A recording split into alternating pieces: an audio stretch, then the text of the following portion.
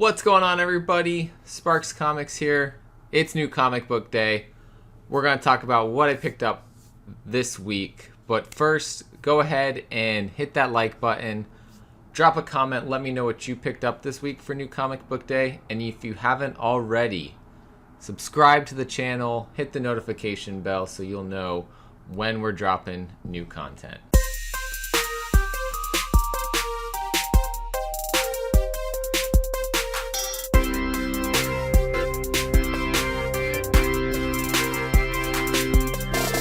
Welcome back, everybody. I'm going to start showing you guys what I picked up this week for New Comic Book Day, starting off with some of the ones I've already gotten to read today. And I'm going to start off with something from Behemoth Comics. We have Vietnam Horror number 3. We're finally getting into that real, more supernatural horror side of the story, a lot more. But we still get a lot of that war horror story going on, too. So this has been such a great read. I highly recommend it. Moving into something from Image Comics, we have Stray Dogs number 4. Guys, I'm probably going to have to do another full review for this. I've got them going for the whole series so far. So good. The build up to what happens at the end of this is fantastic, and I'll give you guys full thoughts in another video. But let me just say again, you're going to be a little... Some stuff goes down, and it's, if you got upset by issue 3, you might get upset by issue 4, but I don't want to spoil anything. It's not quite what you think. So, highly recommend still reading Stray Dogs. This is the second to last issue, so it's going to be interesting to see how things wrap up. I hope it ends on a happy note, not a sad note, but... really enjoying it. I got some reprints from Boom. We've got Berserker number 2, second printing, and Berserker number 1, fourth printing. You know, we got that hollow cover here, hollow foil cover, whatever. Really cool cover there. It'll go nicely with the third and second prints that I have.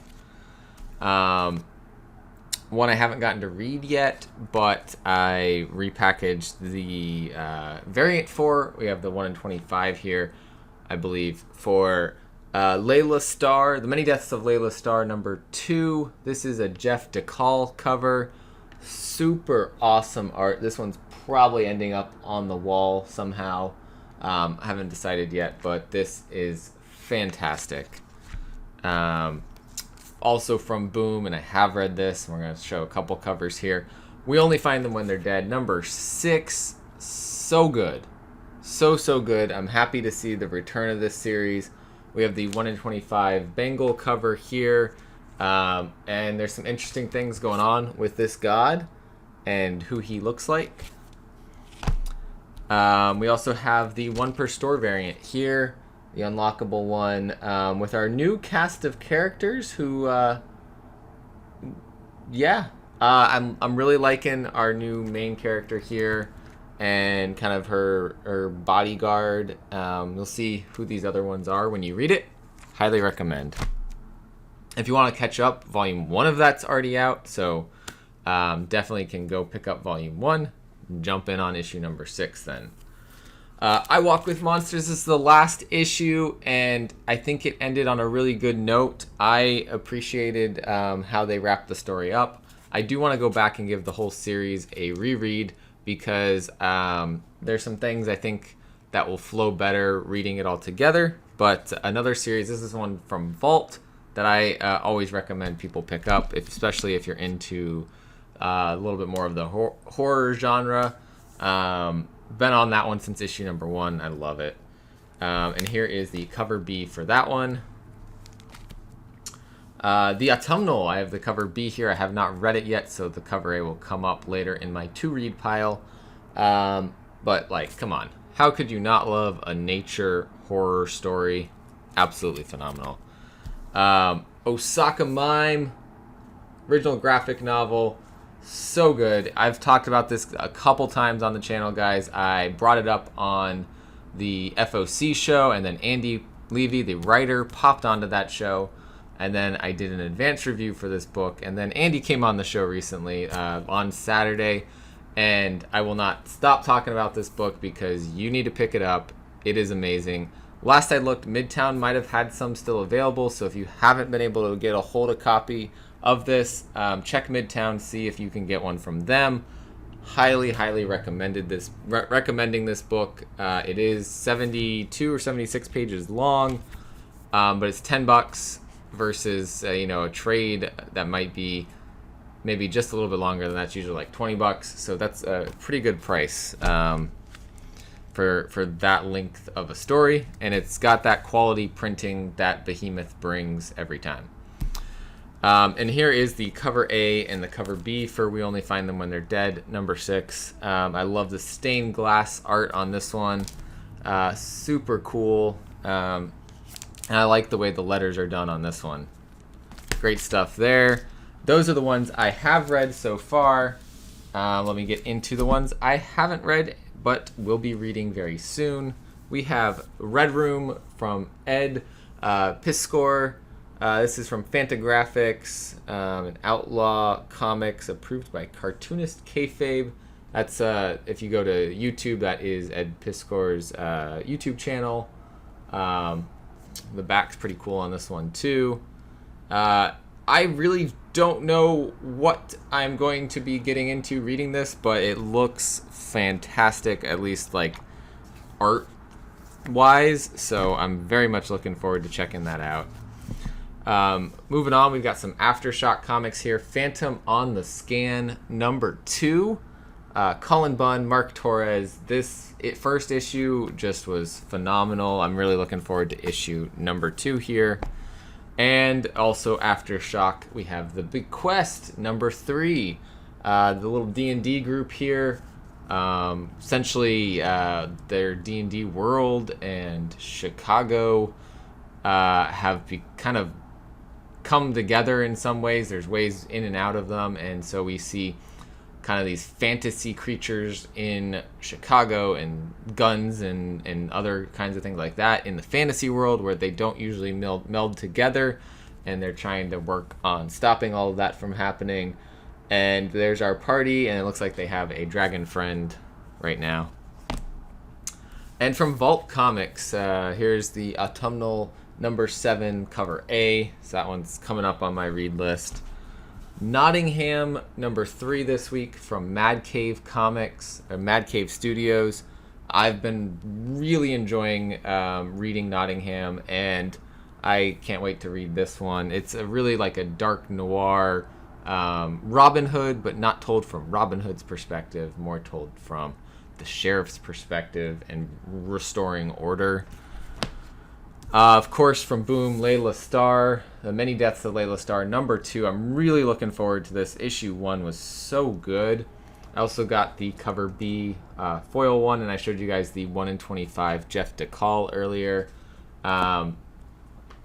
This one, I don't know what else to say about The Many Deaths of Layla Starr, but Ram V is writing such a unique and great story here that you should be reading that one.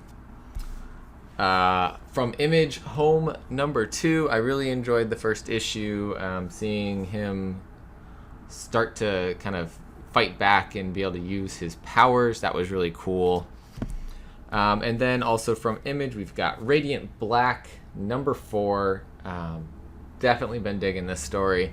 I'm not going all in on all the reprints on this one, but I am here for the story and here for the ride on that one. Scumbag, one that, man, at the really start of this, I almost dropped it after like 2 issues. I stuck with it, and I am loving that I stuck with it. It's just been so much fun. Scumbag himself is developing a lot. I'm looking forward to seeing what else happens here. We kind of got, I think we started a new story arc last time. So, or maybe the time before that. So, this is really cool. I love this cover. Who did the cover art on this?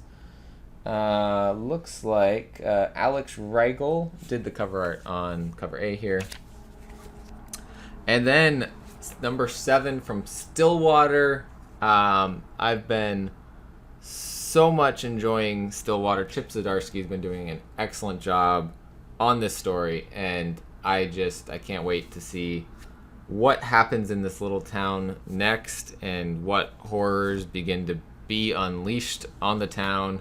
And speaking of Chip Zdarsky, we have Daredevil number 30. Elektra is still Daredevil, guys. People said that was only going to last an issue or two. We are now 5 issues later, and she's still Daredevil.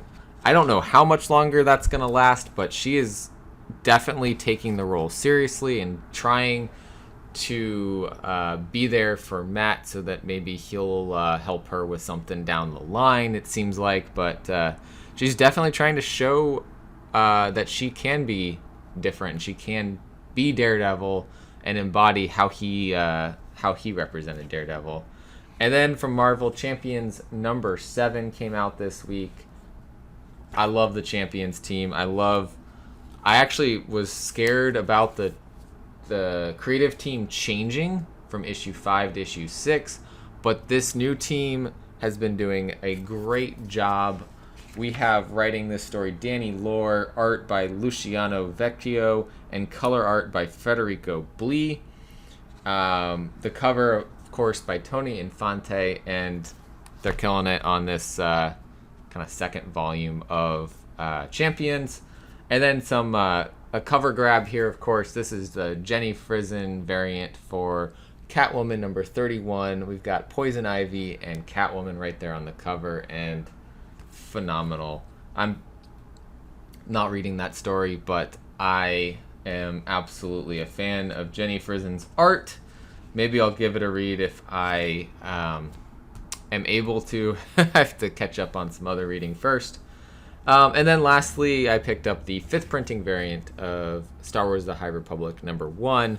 Just picked up one of those because late prints and all of that have been going crazy, but I do like the way that the sabers and the ring there are the only colors on this, so I thought aesthetically that was pretty cool. That is it. That was a lot of books this week. I thought there weren't going to be that many, but then we had a lot. So thank you guys for watching this, and if you've made it this far and you haven't subscribed to the channel, go ahead and do that right now and hit that notification bell so you'll know when we're dropping new content on the channel. And as always, collect what you love. See you guys next time.